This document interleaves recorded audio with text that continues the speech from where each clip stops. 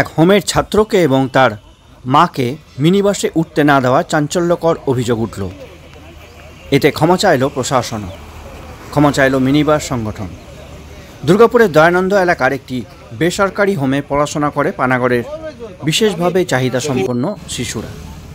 সোমবার সেই বিশেষভাবে চাহিদাসম্পন্ন ছাত্রকে নিয়ে পানাগড়ে দাঁড়িয়েছিলেন বাস ধরে স্কুলে আসার জন্য।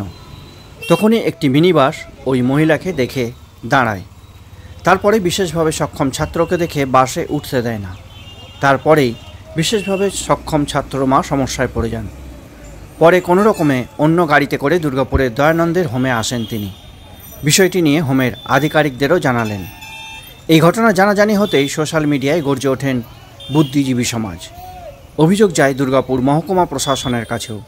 অভিযোগ যায় রাজ্যের পঞ্চায়েত, গ্রামোন্নয়ন এবং সমবায় মন্ত্রী প্রদীপ মজুমদারের কাছেও। তদন্তে নামে মহকুমা শাসক। এরপর মিনিবাসের কর্মীদের দুর্ব্যবহার করেছে ওই বিশেষভাবে সক্ষম ছাত্রের মাকে বলে প্রশাসনের আধিকারিকেরা জানতে পারে। কেন দুর্ব্যবহার করা হয়েছে ওই মহিলার সঙ্গে মিনিবাস সংগঠনের কাছে জানতে চায় মহকুমা প্রশাসন।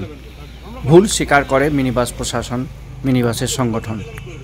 বুধবার দুপুর 3টের সময় আঞ্চলিক পরিবহন দপ্তরের ভারপ্রাপ্ত আধিকারিক দেবাশিস ঘোষ, জেলা তৃণমূলের সহ সভাপতি উত্তম মুখোপাধ্যায়, মিনিবাস মালিক এবং সংগঠনের কর্মকর্তাদের নিয়ে হোমে পৌঁছান।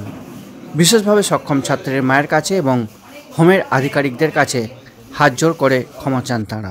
হ্যাঁ, আমাদের কাছে যেটা অভিযোগ গিয়েছিল, এসডি সাহেবের কাছে এই অভিযোগটা এসেছিল যে একটা বাচ্চাকে, সেরিব্রাল পালসির বাচ্চাটাকে মিনিবাস থেকে নামিয়ে দেওয়া হচ্ছে। তো সেটার ব্যাপারে এসডি সাহেবের নির্দেশ মতোই আমরা এখানে এসেছিলাম, ওরা ব্যাপারটা জানলাম। এবং সেক্ষেত্রে মিনিবাসের যারা মালিক এবং ওই বাসের যিনি মালিক তিনি এসছেন, তিনি এখানে ক্ষমা চাইলেন এখানে। এবং সব থেকে বড়ো কথা হচ্ছে তার সাথে আমরা এই ভবিষ্যতে ব্যাপারটা হবে না, এটা আমরা মানে অঙ্গীকার করেই যাচ্ছি। হ্যাঁ, এবং এটাই হচ্ছে আমাদের বলা। স্যার, আপনার নামটা? আমার নাম দেবাশিস ঘোষ। আজকে আমি একরকম মানুষ যখন করেছি, ওনার মা এরকম বাচ্চা এ কিন্তু ভগবানের স্বরূপ।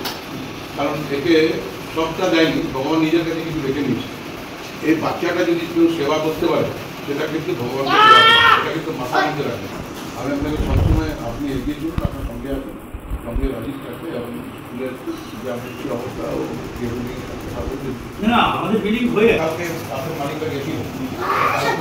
সেদিনকে বাসটা আসছিল, তো বাসটাকে আমি হাত দেখিয়েছি, বাসটা দাঁড়িয়েছে। তো সেই মুহূর্তে আমি আমার ছেলেকে নিয়ে আমি বাসে উঠতে গেছি। সেই সময় কন্ডাক্টর বা ড্রাইভারকে বললো যে ওরা যাবে না, এরকম বলে বাসটা চলে গেল। মানে আপনাকে না, আমাকে বাসে চাপায়নি। কোথা থেকে আসছিলেন আপনি? আমি পানাগড় থেকে আসছিলাম। কি মিনিবাস ছিল? হ্যাঁ। তারপর আপনি কোথায় জানিয়েছিলেন? আমি তারপরে স্যারকেই বলেছি। হ্যাঁ। কারা এসেছিল আজকে আপনার কাছে? এসেছিলেন? প্রশাসনের লোকরা এসেছিলেন আর বাসের মালিক ওনারা এসেছিলেন। এসে ক্ষমা চেয়েছেন আর বললেন যে ধরনের ঘটনা আর হবে না। কি নাম আপনার? আমার নাম স্বপ্না মণ্ডল।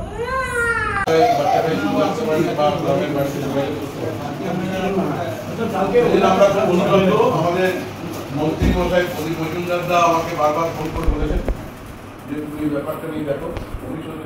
খবরটা পাই, এটা একটা বাচ্চা হ্যান্ডিক্যাপ, সে বাসে আসছিল, বাসে জায়গা পায়নি।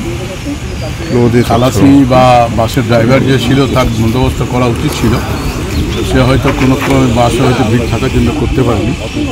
তো সেই জন্য আমরা যেহেতু মানবিক, আমাদের বাংলার মা মমতা বন্দ্যোপাধ্যায় মানবিকতার কাজ, ওনার কাছ থেকে আমরা যেটা শিখেছি সেটা তড়িঘড়ি কী করে এই সমস্যাটা সমাধান করা যায় তার জন্য আমরা কথা বলতে এসেছিলাম। আমরা বাচ্চার মায়ের কাছে আমরা ক্ষমা প্রার্থী হয়েছি। আমার সঙ্গে আমাদের এক্স কাউন্সিলর রাজীবও এসেছেন, উনি একটা কমপ্লেনও নিয়ে এসে বাচ্চাকে দিলেন। বাচ্চাকে দিকে দেখে ওনাদের যিনি প্রিন্সিপাল আছেন উনিও খুব ভালো, আমরা সেটা অনুভব করছি। মিনিবাস অ্যাসোসিয়েশনের লোকও তারা এসেছিলেন, মিনিবাসের মালিক তারাও অনুভব করেছেন ভবিষ্যতে এরকম ধরনের হবে না। আগামী দিনে আমরা সকল যারা প্রতিবন্ধী যারা থাকবে তাদের জন্য সিট সংরক্ষিত থেকে তাদেরকে বসার বন্ধ। বাস থেকে নামিয়ে দেওয়া হয়েছিল এরকম একটা অভিযোগ উঠছিল। দেখুন, নামিয়ে দেওয়া হয়েছে না হয়েছে, বাচ্চা কোলে নিয়ে তার মা একা দাঁড়িয়ে থাকা অসুবিধা, সেই জন্য সে হয়তো দাঁড়াতে পারেনি, কোনো জায়গা বসার জন্য রেস্ট নেওয়ার জন্য দাঁড়িয়েছিল।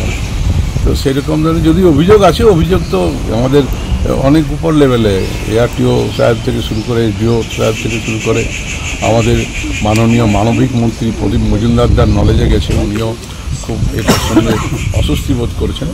তো আগামী দিনে এটা হবে না, আমরা দুর্গাপুরের এটা কি সুন্দরভাবে গুছিয়ে দেওয়া যায় সেটা চিন্তাভাবনা করেছি। আগামী 7 দিনের মধ্যে জিনিসটা পরিষ্কার হবে। ঠিক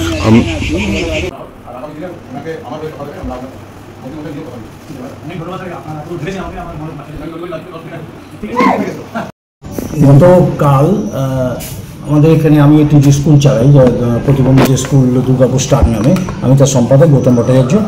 গতকাল একজন মা যে বানাঘাট থেকে আসে একটি তার সিলভার পালসি ছেলেকে নিয়ে, কষ্ট করেই আসে, বাসেই আসে, সরি ঘটনা পরশু দিন।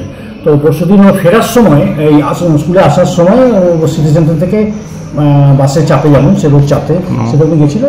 তো চাপতে গিয়ে তো ওকে দেখে বাসটা দাঁড়িয়েও ওকে তোলেনি, চলে গেছে বাসটা।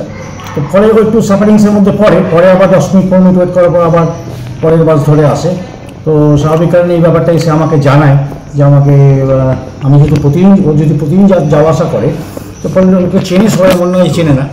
এবার এটা সামনে আসার পর আমি জানাই, একটু সোশ্যাল মিডিয়াতেও জানাই, আমার পরিচিত মানুষজনদের কাছেও জানাই, তারা ব্যাপারটা নিয়ে একটু আলোচনা করে এবং জিনিসটা নিয়ে উপরতলায় যাদের কাছে যাওয়ায় মৌখিকভাবে তাদের কাছে পৌঁছেছে। তো আজকে সবাই বাস সংগঠনের কর্তৃপক্ষের লোক এবং আমাদের উত্তম মুখার্জি বাবু এআরটিও এরা সবাই এসেছিলেন আমার সঙ্গে কথা বলতে। আমরা ওনারা অত্যন্ত আন্তরিক এবং মানবিকভাবে আমাদের সাথে কথা বলেছেন, বলছেন ভবিষ্যতে এই ধরনের ঘটনা আর ঘটবে বলে মনে হয় না, হবেও না, আমরা প্রত্যাশা করি। তাই আমরাও সে একটা বিরাট অভিযোগ জানিয়েছি, নয় একটা সামান্য আমরা একটা আবেদন করেছিলাম যেন এই ঘটনাগুলো বাচ্চাদের মায়েদের সঙ্গে না হয়। আজকে ওনারা সমাধান করেছেন এবং বলে গেছেন, আশা দিয়ে গেছেন যে এই ঘটনা ভবিষ্যতে কোনোদিন হবে না। আপনার নাম? আমার নাম গৌতম ভট্টাচার্য, আমি দুর্গাপুর স্টারের সম্পাদক, প্রতিষ্ঠাতা সম্পাদক। ঠিক আছে।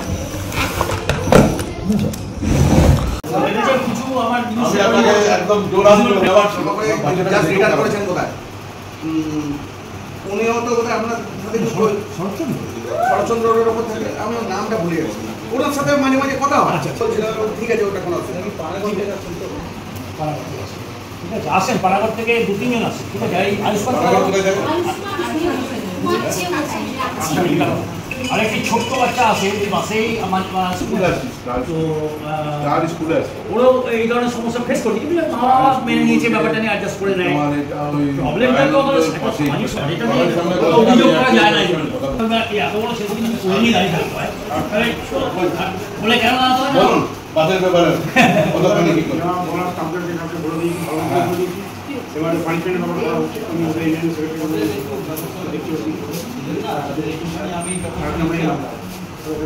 আমি আপনাকে যে টাইমে দুটো তিনটে বাস করালে তাতে অন্তত ইনফরমেশনটা দিয়ে রাখবেন, এরকম একটি বাচ্চা আসবে, মা নিয়ে আসে, তো দুটো সিট যেন দেয়।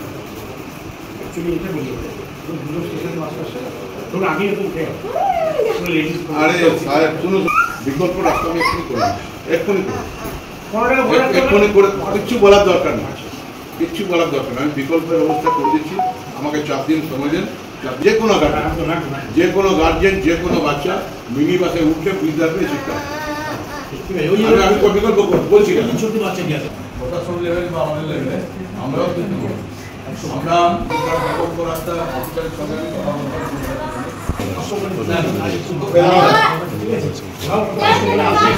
একটি বাচ্চা আছে আপনার ওই ভিন্ন অভিযোগ করেনি আমাদের কাছে, স্কুলেও হয়তো অভিযোগ করেনি, বলেনি কেউ আগামী দিনে এই বাড়ির পাশের লোক নাম্বার নিয়ে রাখবেন 24 ঘন্টা।